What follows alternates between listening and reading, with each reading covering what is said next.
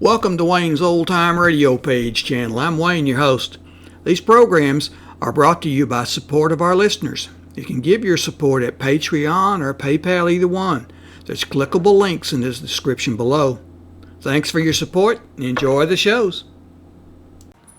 If you'd like for me to get you a shout out, there's a link to PayPal in the description below. Leave us a donation. We'll get it up here for you. Just tell us who you want it to. You, a friend, a girlfriend, a wife, spouse, whatever. And we'll get it up here.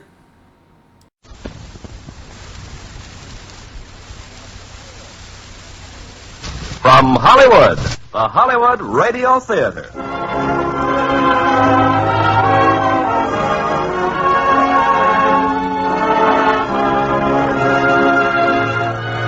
Starring Michael Rennie and Gene Peters in The Day the Earth Stood Still.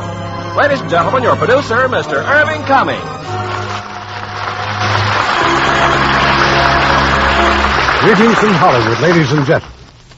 There is an ever-present question that has puzzled and intrigued our world for centuries. Is there life on any of the other planets? So in tonight's play, we will tell you of a possible momentous event in our future. The arrival of on this planet, of a man from the outer space. The day the Earth stood still. And as our stars of this provocative drama from 20th Century Fox, we have one of their fastest rising stars, Michael Rennie, co-starring with that outstanding actress, Gene Peters. Now, Act One of The Day the Earth Stood Still, starring Michael Rennie as Klaatu and Gene Peters as Helen Benson.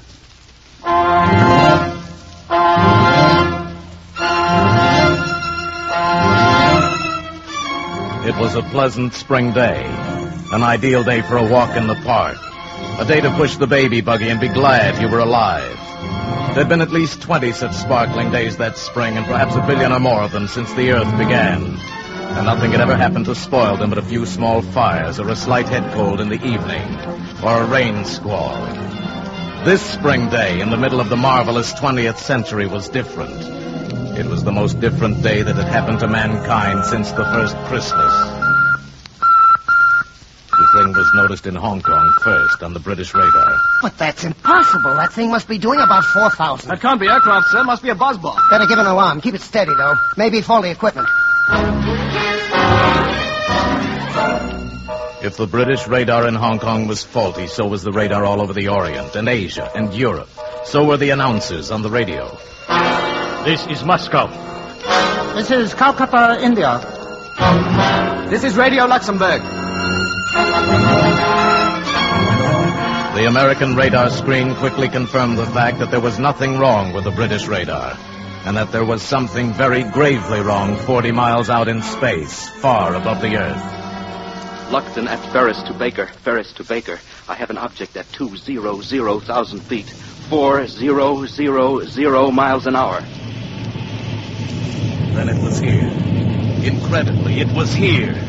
Burning down through the sky over Washington, D.C., hovering over the mall. Descending. They're here! They're here!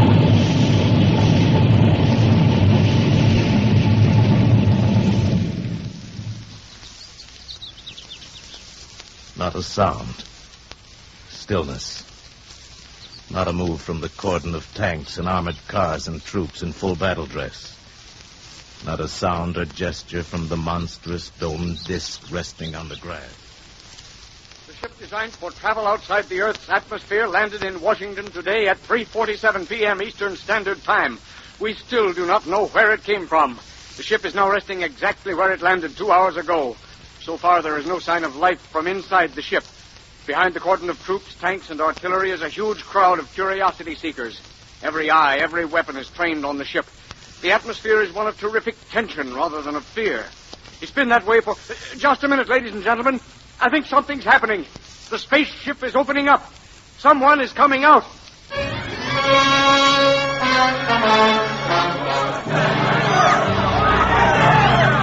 calm, everybody. Don't get excited.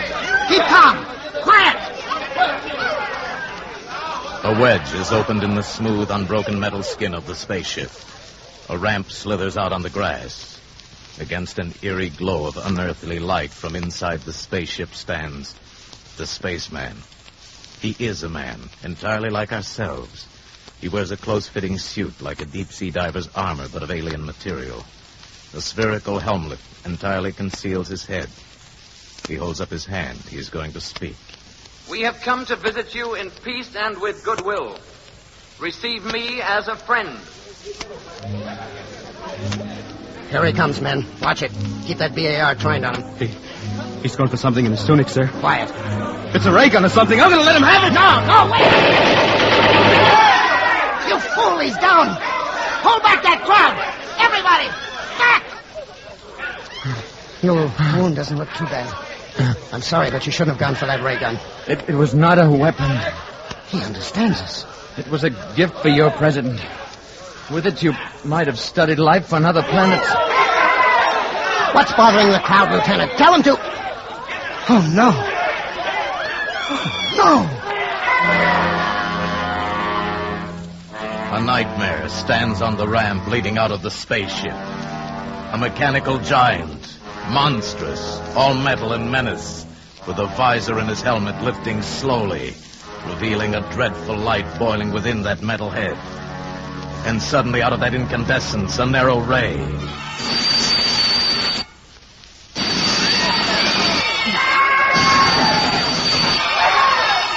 Rifles, tanks, artillery glow with that terrible incandescence and become vapor in a mush of puddled steam. And in the deathly silence that follows, the robot strides down the ramp. The Avenger. From where? Gort! They'll let your bus go! He won't hurt you now. Let's get you to a hospital.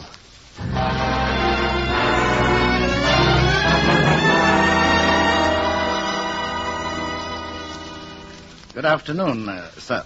Good afternoon. The doctors here tell me your wound is not serious. No. It amazes them that it's almost healed already. Oh, I'm very glad. It should serve as some sort of indication of our powers. My name is Harley, secretary to the president. I've been told you speak our language fluently, that your name is Mr. Klaatu. Just Klaatu. The president has asked me to convey our deepest apologies for what has happened. Sit down, Mr. Harley. I'm sure I don't have to point out that your arrival was something of a surprise. Had you been traveling long? About 5 months. Your months? You must have come a long way. About 250 million of your miles. Naturally, we're very curious to know where you come from. From another planet. Let's just say that we're neighbors. It's rather difficult for us to think of another planet as a neighbor. I'm afraid in the present situation you'll have to learn to think that way. The present situation? I mean the reasons for my coming here. Would you care to talk about it? Not now, or with you alone. Perhaps you'd rather discuss it personally with the president. I want to meet with the representatives from all the nations of the Earth. I'm afraid that would be a little awkward. Why? In view of the tensions and suspicions in our world today, such a meeting would be impossible. Mr. Harley, my mission here concerns the existence of every last creature who lives on Earth. It must not be complicated by the childish jealousies, intrigues, suspicions of your planet. Our problems are very complex. You mustn't judge us too harshly. I'm impatient with stupidity. My people have learned to live without it. The president will, of course, do his best to bring about the meeting you desire. I know it'll be quite useless. I wish it were otherwise. I'm very sorry, Mr. Klaatu. Wait. Before making any grave decisions, I think I should get out among your people. Become familiar with the basis for these strange, unreasoning attitudes. Our military people insist that you do not attempt to leave the hospital. The door will be locked. I'm sure you understand. Good day, Mr. Klaatu.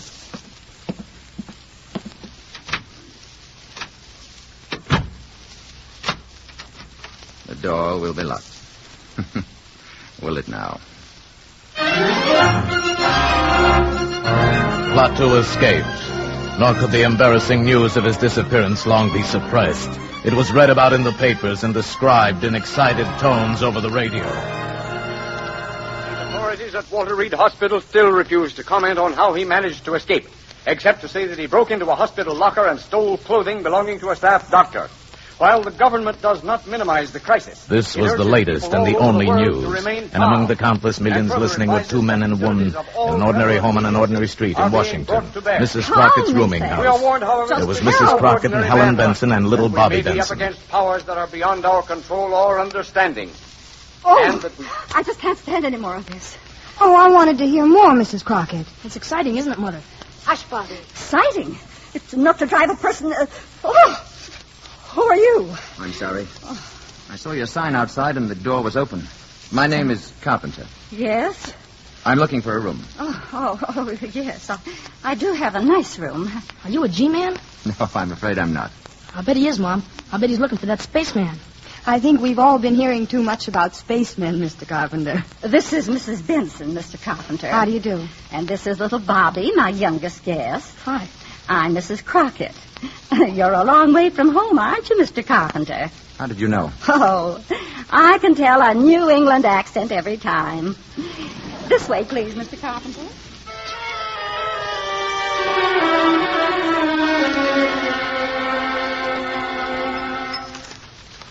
And so this Sunday morning, we asked the question that has been plaguing the entire world for 2 days now. Where is the creature, and what is he up to? Eat your cereal, Bobby. Oh, Mom, I'm on muscle as it is. Bobby? Okay, Mr. Carpenter. I'm sorry, Mrs. Crockett. Please, go on reading. Creature, and what is he up to? If he can build a spaceship that can fly to Earth, and a robot that can destroy our tanks and guns, what other terrors can he unleash at will? What a man. Obviously, we must track down this monster and destroy him before he destroys us. Correct. Then why don't they do it? This spaceman, or whatever he is, we automatically assume he's a menace. Maybe he isn't after all. Well, then where is he, Mrs. Benson? What's he up to? Maybe he's afraid. Oh, he's afraid. Well, after all, he was shot the minute he landed here. I just was wondering what I'd do. Perhaps before deciding upon a course of action, you'd want to know more about the people here. Nothing strange about Washington. A person from another planet might disagree with you. Oh, it's all right, Mrs. Crockett. That's Mr. Stevens calling for me. I'll go to the door. That awful robot standing there like an ugly iron statue gives me the shivers. Morning, Tom. Hello, Helen. Nobody see us? No. So, all right, we're all set. I picked up some sandwiches and put gas in the car, and the radio is busted, so we can forget about the spaceman for a day, huh? I haven't been able to arrange for anyone to stay with Bobby. Mrs. Crockett's going out, and I don't suppose we could take him with us. Oh, well, we could. Just a day. Mrs. Crockett has plans, and I don't know who else to ask. I haven't any plans. Oh, Mr. Carpenter. I'd be glad to spend the day with Bobby, if you'd let me. Oh, great, thanks. Well, it's very nice of you to offer. Oh, I'm sorry, Mr. Carpenter. This is Tom Stevens. Hi. How do you do? Bobby and I had a fine time yesterday afternoon. I thought he might show me around the city today. Well... Please, I'd enjoy it.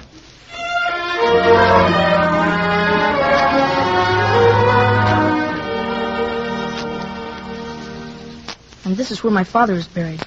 Robert Benson, Virginia, 1st Lieutenant, 45th Infantry. April 10th, 1916, January 29th, 1944. Your father was very young, wasn't he, Bobby? He was killed at Anzio. Did all these people here die in wars? Well, most of them. Didn't you ever hear of Arlington Cemetery? I'm afraid not. You don't seem to know much about anything, Mr. Carpenter. I've been far away, Bobby. Don't they have places like this where you've been? Not like this one. You see, they don't have any wars. Let's walk. All right. What would you like to do now? Go to the movies. All right. No fooling? No fooling. Do you have to have money to go there? Well, I've got $2. I'll treat you, okay? No, I want to take you. Look, do you think they'd accept these? Gee, what are they? Diamonds? Well, in some places, these are what people use for money. They're easy to carry and they don't wear out. I bet they're worth $1 million. Could you give me your $2 for 2 of these? Sure, okay. There you are. Well, let's not say anything to Mom about this, huh? Why not? Well, she doesn't like me to take advantage of people. Hey, before we go to the movies, would you like to see the Abraham Lincoln Memorial? Thank you. Yes, I would.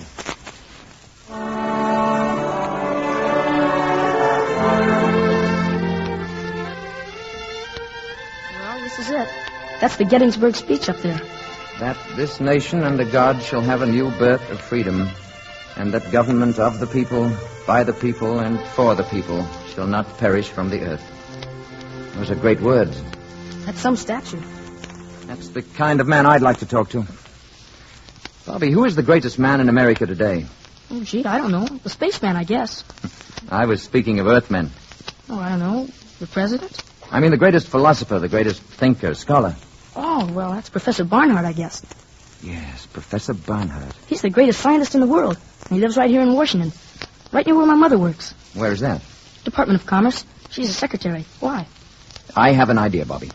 Let's go see Professor Barnhart. What for? You just said he's the greatest man in America. You're kidding, aren't you? Wouldn't you like to meet him? Oh, sure I would. Oh, go on. I bet you'd be scared. Maybe we can scare him more than he can scare us. I like you, Mr. Carpenter. You're a real screwball.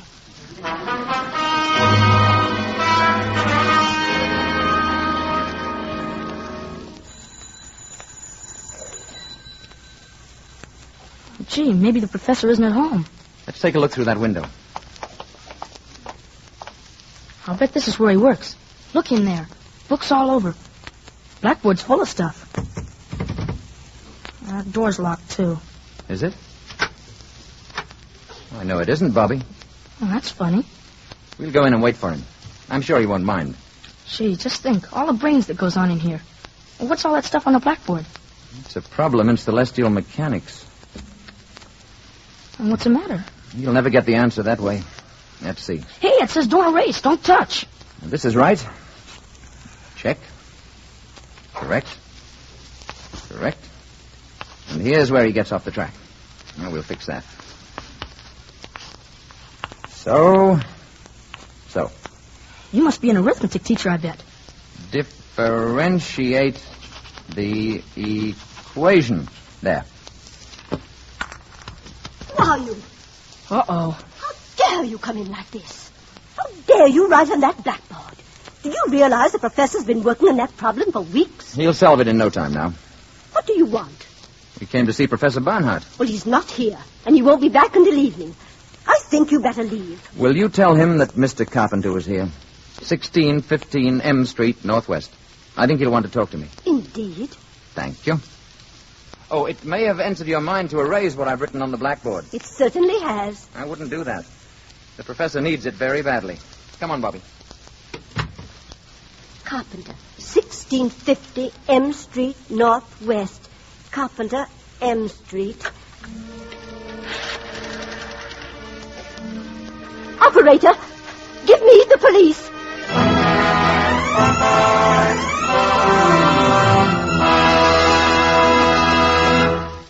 Letters that come to this show from servicemen bear postmarks from all over the world, and it's plain to see that, well, they're having a wonderful opportunity to observe new customs and traditions among people of other lands.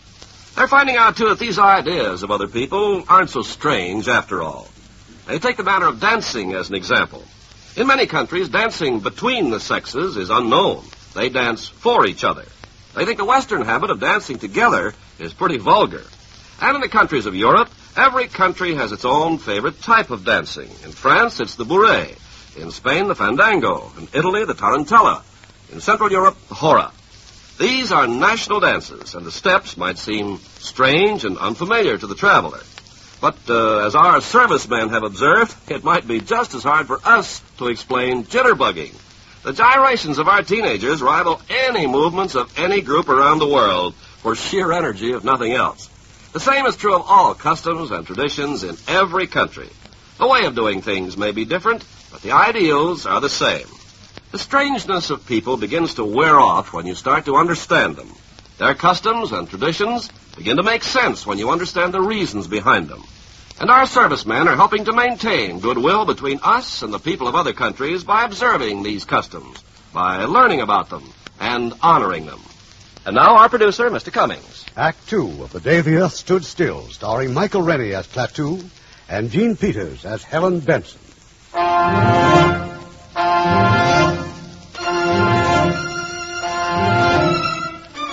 It is early evening of the same day.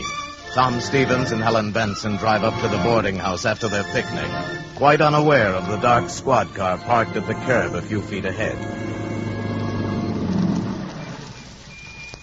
Well, here we are. Thank you, Tom. It was a wonderful day. You, still haven't answered my question. Oh, you know how I feel, Tom. But I still want time to think it over. If I could only tell the boss I was getting married and acquiring 2 dependents. You're a good salesman. A good salesman wouldn't give you time to think about it. Good night. Didn't you forget something? Now, good night. Good night.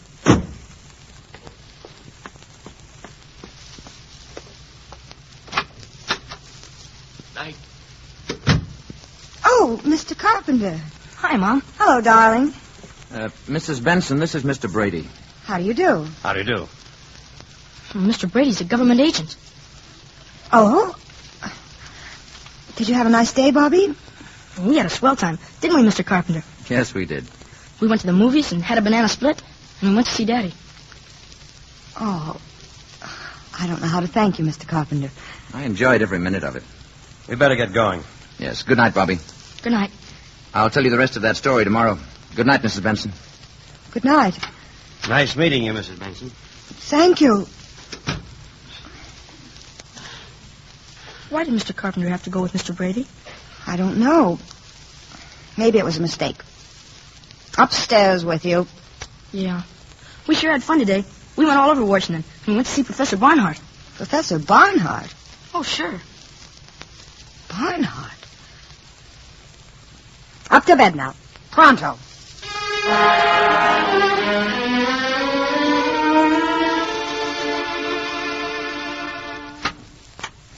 Is this the man you wanted to see, Professor Barnhart? Oh, thank you, Mr. Brady. If I may speak to Mr. Carpenter alone, please. I'll wait outside, Professor. You are Mr. Carpenter, Yes, Professor. who wrote those equations on my blackboard? My clumsy way of introducing myself. Forgive the manner in which you were picked up. Hilda called the police before I saw your annotations on the board. I appreciate the need for security, Professor. I have not quite fathomed the problem, even with your remarkable assistance, Mr. Carpenter. Let's look at it, sir. All you have to do now is substitute this expression at this point. Yes, that will reproduce the first-order term, but what about the effect of the other terms? Negligible. With variation of parameters, this is the answer. How can you be so sure? Have you tested this theory? I find it works well enough to get me from one planet to another. Plateau. I spent 2 days at your Walter Reed Hospital. I was interviewed I various... need no proof. This blackboard is proof. If you're not interested, or if you intend to turn me over to the Army, we needn't waste any more time. Interested? Will you excuse me one moment, please? Mr. Brady, you may go now. Please thank General Cutler and tell him that I know this gentleman. So much for that, Klaatu. Now, please, sit down. You have faith, Professor. Faith and, curiosity. Do sit down. I have several thousand questions to ask you. I would like to explain my mission here. That is my first question. It was my hope to discuss this officially with all the nations of the world. I was not allowed the opportunity. Now, we know from scientific observation that your planet has discovered a rudimentary kind of atomic energy. We also know that you're experimenting with rockets. Yes, that is true. What exactly is the nature of your mission? To warn you that your planet faces danger. What I have to say must be said to all concerned. I come to you as a last resort. Must I take drastic action in order to get a hearing? What sort of action do you mean? Violent action? Perhaps leveling the island of Manhattan? Or toppling the Rock of Gibraltar into the sea? Well? Would you, for example, be willing to meet with a group of scientists I'm calling together? We're having our first meeting tonight. Perhaps you could explain your mission to them, and they in turn could present it to their various peoples. That is what I came to see you about. One thing, Klaatu. Suppose this group should reject your proposals. What is the alternative? There is no alternative, Professor. In such a case, the planet Earth would have to be eliminated. Such power exists? I assure you such power exists. The scientists who are attending these meetings have come here from all over the world. Now, this power you speak of, they must be made to realize that it exists. Now, you mentioned a demonstration of force. Yes. Something that would affect the entire planet? That can be arranged. Perhaps a little demonstration. Something dramatic but not destructive. It's quite an interesting problem. Would tomorrow be all right? If you say so. Say about noon? Then tomorrow at noon. Good.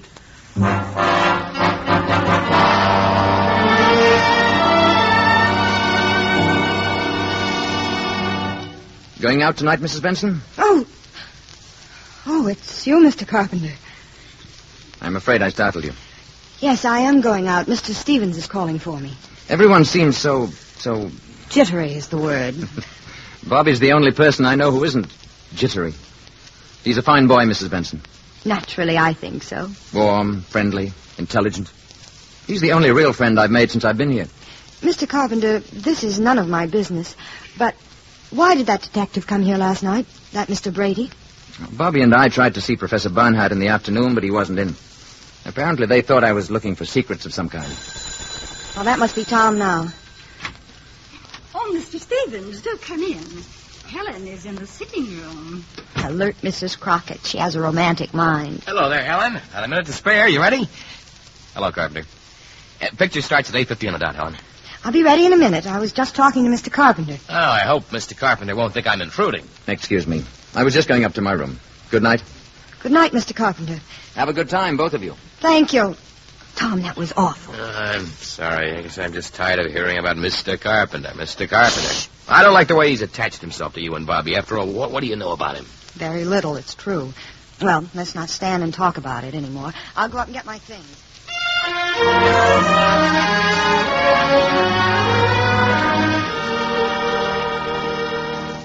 Gee, Mr. Carpenter, thanks a lot for helping me with my homework. That's all there is to it, Bobby, my boy. All you have to remember is first find the common denominator, then subtract. I got you. Thanks, Mr. Carpenter. I'm leaving with Tom, Bobby. You'll go to bed on time now, won't you? I'll say good night again, Mrs. Benson. Mr. Carpenter... Yes? Nothing. Good night. Good night. Night, Bobby. Bobby, I think it would be better if you didn't see quite so much of Mr. Carpenter. Well, gee, why, Mom? He's swell. I like him. And he's awful good at arithmetic. He even helped Professor Barnhart.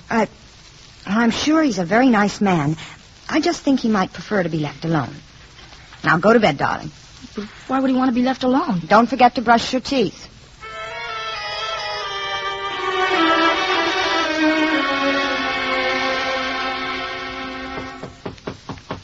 Come in. Bobby, do you have a flashlight I might borrow for tonight? Oh, sure, Mr. Carpenter. It's a real Boy Scout one. Thank you, Bobby. Well, why do you want it? The light in my room went out. See you tomorrow.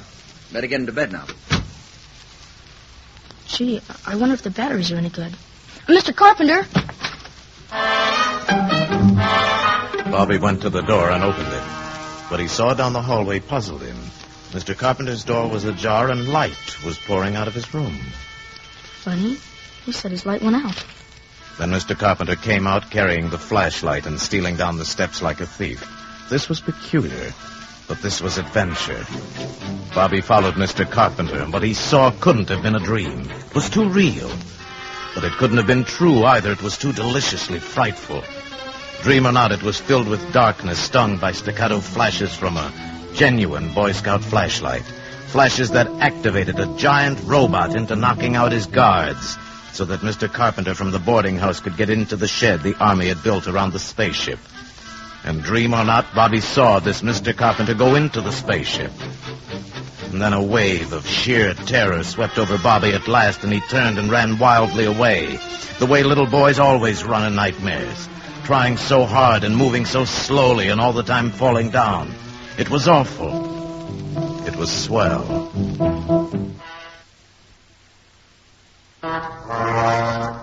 When his mother came home around midnight, Bobby was curled up on the sofa. Instantly, he jumped up and ran to her and to Tom Stevens as they came into the hallway. Mom, listen. Bobby, what are you doing down here at this hour, fully dressed? Oh, Mr. Stevens, Mom, I had to tell you. Tell me what? What's the matter, Bobby? I followed Mr. Carpenter tonight, right after you left, and gee, where do you think he went? Right into the spaceship. Now, Bobby, just 1 minute. Honest, Mom, I saw him. They got a shed built around the spaceship so nobody can get to it. But Mr. Carpenter flashed a signal to that Iron Man up there. And what do you think? Bobby, have you been dreaming again? Well, sure. No, Mom, honest, I haven't. I promise you, I saw it. Where did you see all of this? Well, I'm telling you, on the lawn down at the mall. In that place where the soldiers are all out in front. And where were the soldiers all this time? Well, that robot fella grabbed him and knocked him out. Oh, Bobby. Yeah, and then Mr. Carpenter walked into the shed, and the spaceship opened up, and he walked right inside, and it closed again. Gee, I like Mr. Carpenter, but I'm scared, Mom. Oh, darling, it was just a bad dream. We'll prove it to you. Tom, will you see if Mr. Carpenter's still up? Ask him to come down here a minute.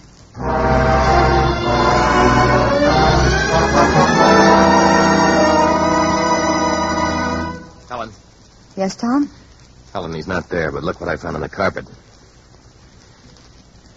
It can't be a diamond, can it? I don't know. It's much too big. Oh, but it looks real to me. Oh, Mr. Carpenter's got lots of them. He gave a couple of them to me. Here. He gave you these? Well, not exactly. I gave him $2. I don't know, but this whole thing, it just doesn't make sense. Look, Helen, do you think it's all right for you to stay here? There's a strong lock on my door. And Bobby's going to sleep in my room tonight. Okay. Upstairs, nightmare boy. It wasn't a nightmare. Bobby. Yeah, Mom? Bobby, your shoes are soaking wet. Yeah. Grass on the mall was kind of wet. Good night, all. Tom. I wonder.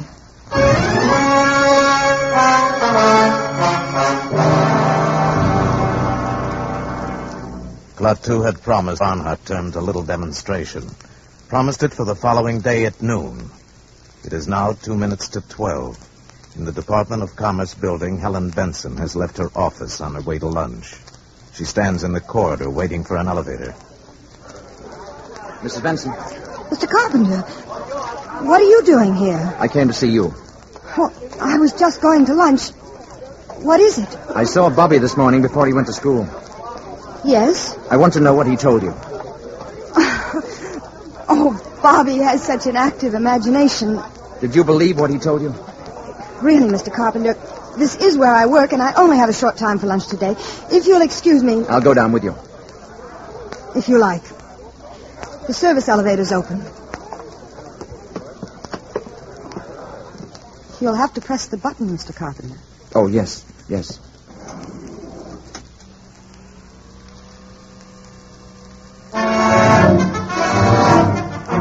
It was just 5 seconds before noon of that fateful day when Helen Benson and Mr. Carpenter stepped into that electric elevator. At that same moment, the enormous commerce of our briskly modern world roared and thundered in the streets.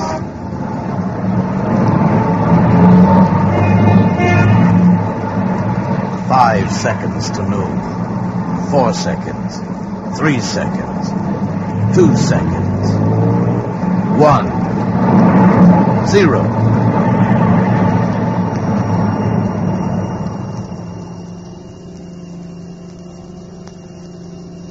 High noon. And silence. All over the world, traffic stopped dead in a million streets. Here and there, a horse-drawn vehicle clopped its melancholy way among the motionless motors. Bicycles moved before awe and the common desolation made the riders stop of their own free will. Electric clocks stopped on the dot of noon. All across the powered world, the machines stood still. Toasters failed to pop and battle fleets on maneuvers drifted aimlessly on their dead propellers. Joe Smith's milkshake didn't spin, and the humming turbines deep in Hoover Dam didn't produce current. Mrs. Housewife's washer stopped in the middle of its cycle, and electric lights went out all over the world. At a conference table in Washington, a hasty council of the armed services was held. As far as we can tell, gentlemen, all electric power has been cut off all over, with few exceptions. And even these exceptions are remarkable. Hospitals, planes in flight, that sort of thing. I wish I could be more specific, but all communications are out. I can tell you that we are preparing to declare a state of national emergency, but before we start discussing plans, I want a report from Colonel Ryder. All I can report, General, is that the robot at the spaceship was discovered to have moved last night. It knocked unconscious the 2 soldiers guarding the entrance to the shed the Army engineers had built around the spaceship, indicating that someone, presumably the spaceman, had wanted to get into the ship for one reason or another. In all likelihood, the signal for this demonstration of his planet's power. Go on, Colonel. Well, that's all, sir. Well, gentlemen, until now, we've agreed on the desirability of capturing this man alive. We can no longer afford to be soft in this matter. We will get him alive if possible, but we must get him. Is that clear, gentlemen? Dead or alive? Get him.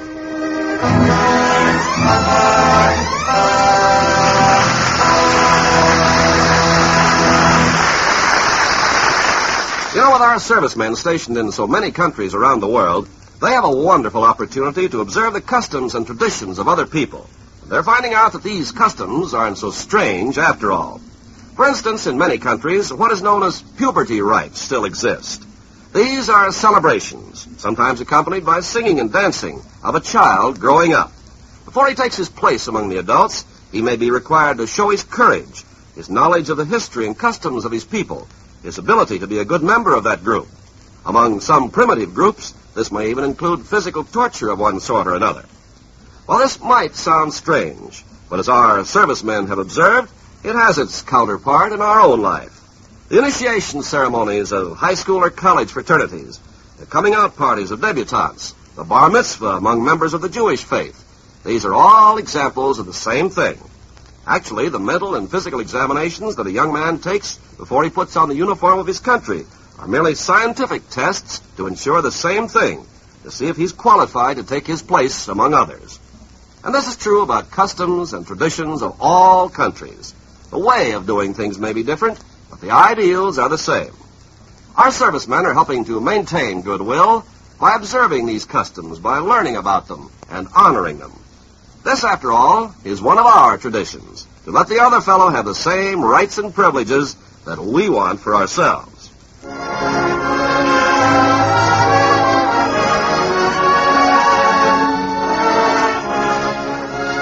We pause now for station identification.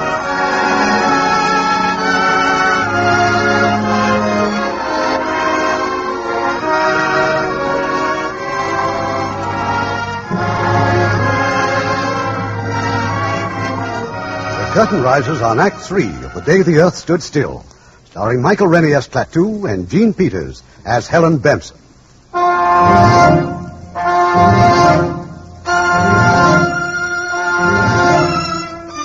All over the world, electric power has been neutralized on the stroke of noon, as a token of the spaceman's power and as a warning to the Earth. While they've been trapped between floors in an elevator, the spaceman has told Helen his identity and purpose here. I've already told you more than I told Professor Barnhart, because my life, in a sense, is in your hands. But if I die, a world, your world, may die too.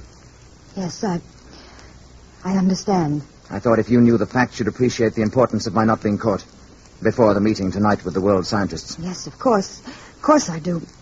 You hold great hope for this meeting, don't you? I can see no other hope for your planet.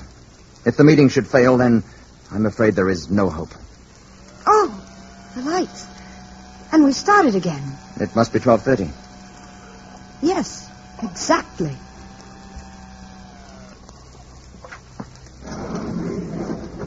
Where are you going now? Back to the boarding house. I'll be safe there for the afternoon. I'll be able to keep an eye on Bobby. He's the only other person who knows about me. No. Wait a minute. There is someone else. How? There can't be. Tom. He was with me last night when Bobby told me what he saw. Well, of course, he doesn't know anything definite, and he talked to me first before... But then we can't take a chance, can we? Can you get in touch with him? I think so. I mean at once, now. I'll try. You will. You must.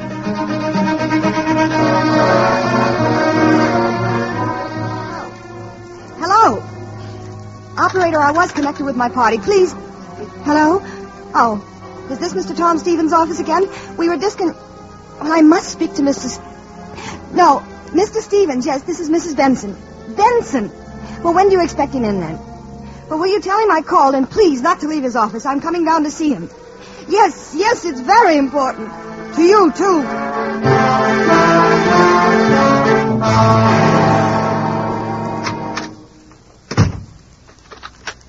Margaret, this is Mr. Stevens. I just got in. Now, listen, call the Pentagon. Who? Mrs. Benson? When? Never mind. This is more important. Listen, call the Pentagon and find out who's in charge of the spaceman business. Whoever it is, I want to talk to him. Tom. Call me back right away and don't take any other calls. Brush them off fast. Tom, I've been trying to get you all afternoon. I've got some pretty terrific news about your good friend, Mr. Carpenter. What about him? He's the man from the spaceship. I had that diamond or whatever it is checked at 3 different places. Nobody on Earth's ever seen a stone like that. And after what Bobby's told us, that's enough for me. Why is it nobody knows about this Mr. Carpenter? Why hasn't he got any money? All right, Tom. It's true. Yeah. How do you know? You've just got to promise me you won't say a word to anybody. Oh, nobody but the Pentagon. Please, Tom. Are you crazy? After what happened today, he's a menace. You don't understand. You don't realize how important this is. Important. Of course it's important, and we can do something about You it. mustn't do anything about it, Tom. Believe me, I know what I'm talking I about. say he is dangerous. It is our duty to turn him in. He isn't dangerous. He isn't a menace. He told me what he came here Oh, for. honey, don't be silly because you happen to like the guy. Do you realize what this will mean for us? I'll be the biggest man in the country. I'll write my own ticket. Is that what you're thinking about? Listen, somebody's got to get rid of him. Tom, I'm not going to let you do it. Tom, don't Hello, do Margaret? it. Yeah. General Cutler? Good. Now, hold on. You don't know what you're doing. It isn't just you and Mr. Carpenter. Mr. Cutler. It's everybody. The rest of the world is involved. I don't give a hang about the rest of the world. I'm in this for me. Tom. Now, you'll feel different when you see my picture in the paper. I feel different right now. Now, you'll see. You're going to marry a hero. I'm not going to marry anybody. Not even a hero. Hey, Helen. Hello? General Cutler? General, my name is Tom Stevens, with a V. I have positive information about the spaceman and where he's staying. Right. Yeah, of course I'm sure. He is living in a boarding house at 1615 M Street, Northwest. That is correct, General. Yes, I have all of it now, Mr. Stevenson. Thank you very much indeed. I want to talk to you further, but I haven't time now. We want to act on this. Yes, sir. Have Colonel Ryder deploy all Zone 5 units according to Plan B immediately. Investigate 1615 M Street Northwest for presence of spaceman. Repeat.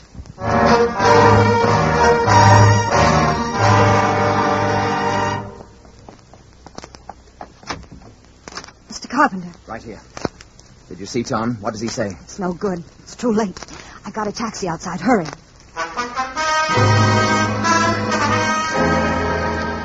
Attention Zone 5. Attention Zone 5. Man and woman observed entering taxi at 1615 M Street Northwest. Man is probably Klaatu, alias Carpenter. Establish roadblocks according to Plan Baker and maintain station. Remain on radio alert until further orders. I don't know. I think we may have been seen getting into the taxi. Where can you go? I'm sure Barnhart can arrange to hide me until the meeting tonight. Where's it going to be? At the ship. Now look there. Army cars. Full troops in full gear. The alarm is out, all right. It's only a few more blocks to Professor Barnhart's. I'm worried about Gort. I'm afraid of what he might do if anything should happen to me.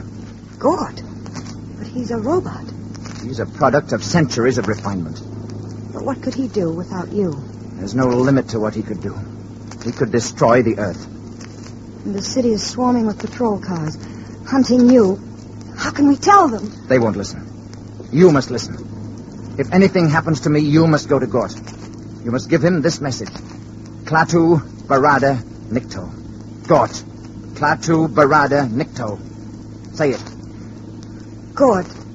Klaatu Barada Nikto. Gort. Klaatu Barada Nikto. Klaatu Barada Nikto. Remember those words. Klaatu Barada Nikto.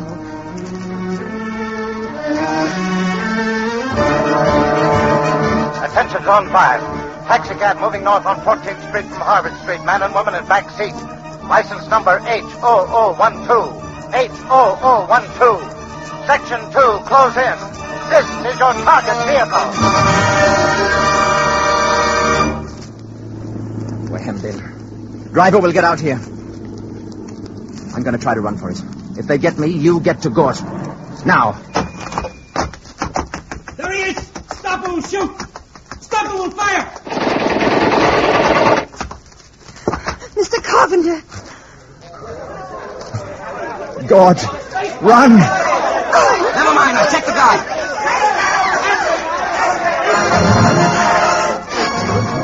Barada Nikto. Klaatu Barada Nikto. Klaatu.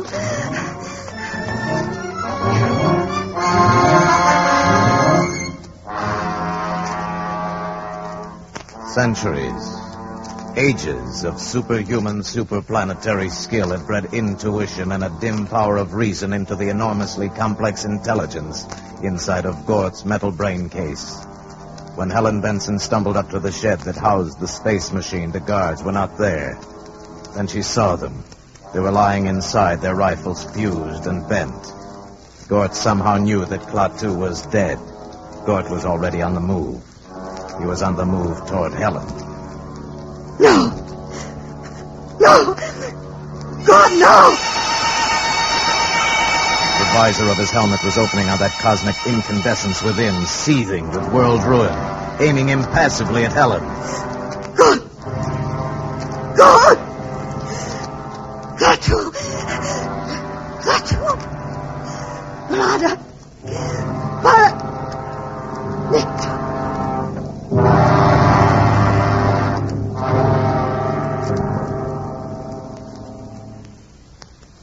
Helen Benson fainted. When she returned to consciousness, she was lying on a dais bathed in a soft, shadowless light, in a chamber vaguely circular of completely unfamiliar build. She was in the space machine. Across the room stood Gort with his back to her, and lying in front of him on a platform was Klaatu. Mr. Carpenter. Gort, the machine, the automaton, was applying electrodes to his master, and a piercing, whining, maddening sound filled the ship. Klaatu moved. He sat up. Stood up. Mr. Carpenter. Hello? I thought you were... I was.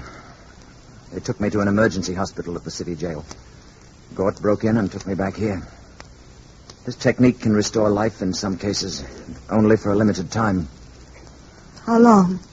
No one can tell. Time enough and more for me to go outside and speak to Professor Bernhardt's scientists. I must speak to them. It's what I came for. Gort will put out the ramp.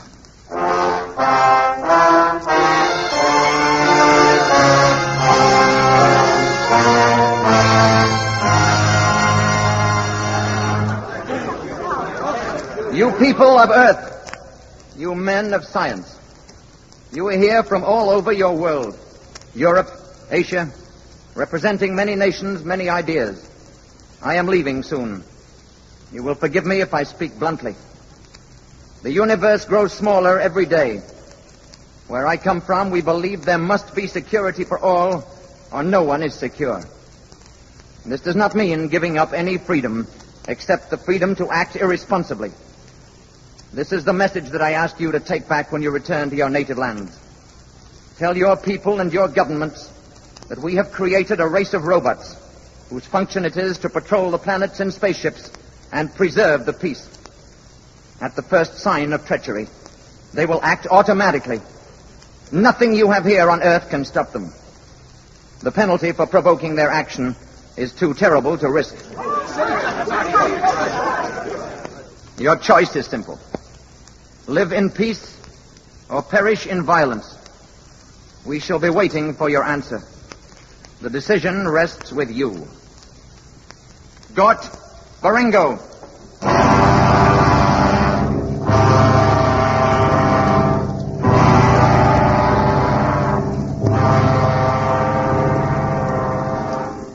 Remember. I'll remember, Mr. Carpenter.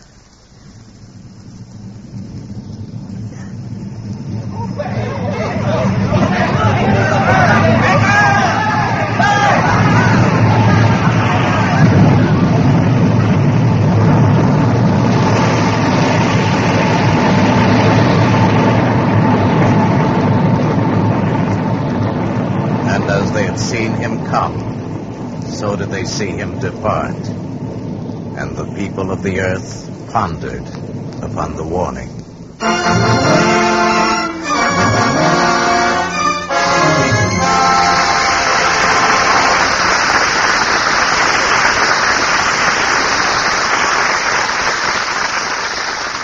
In a moment, our stars will return. With our American servicemen in many countries around the world, they have a wonderful opportunity to observe new customs and traditions. What might have seemed strange before is becoming pretty familiar to them. For instance, among the Mohammedans, to drink coffee with anybody is regarded as a sacred rule of hospitality, a token of peace. The berries are roasted over a charcoal fire, and the coffee is allowed to boil 3 times. It's thickly sugared and served in very small cups. All this is traditional among the Mohammedans, but as our servicemen have observed, it's simply their version of our mid-morning coffee break or our afternoon tea party, or our cocktail hour. It's a time for friends to sit down and relax. It's a time for conversation, with a cup of whatever beverage suits the individual taste. And this is true of customs and traditions of all countries. The way of doing things may be different, but the ideals are the same. So it is by observing these customs that our servicemen are helping to maintain goodwill with other people in other lands. And now, here's Mr. Cummings with our stars. And here they are after two out-of-this-world performances, Michael Rennie and Gene Peters.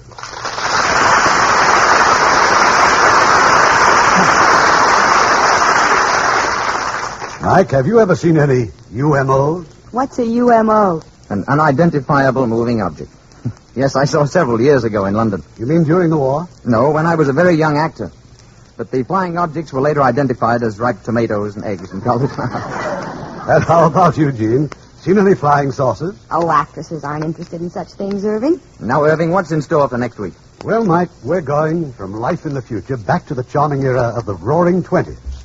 It's a delightful, amusing story of a multimillionaire who, for sentimental reasons, presents an average happy family with $100,000 and almost ruins their lives. It's Has Anybody Seen My Gal? And as the stars of this highly entertaining comedy romance from the Universal International Studios, we have two of their most popular young stars, Rock Hudson and Piper Laurie, co-starring with that fine actor, Gene Lockhart. Oh, the whole family will love it. Good night. Good night. Good night, and happy landing.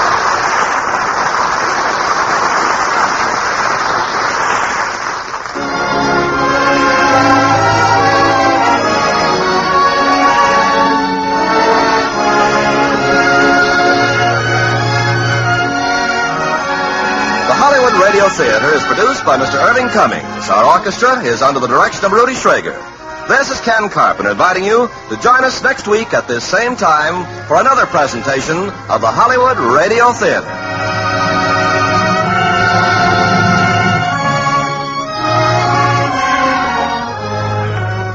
Hollywood Radio Theater is a presentation of the United States Armed Forces Radio and Television Service.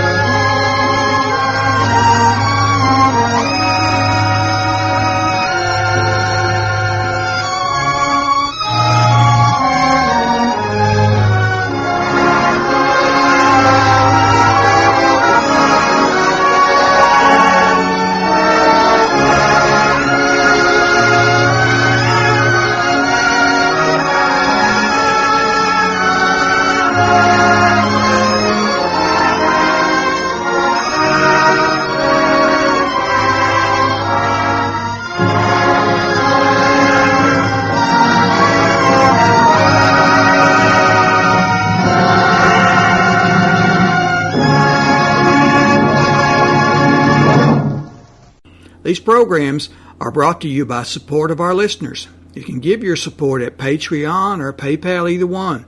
There's clickable links in the description below. Thanks for your support and enjoy the shows.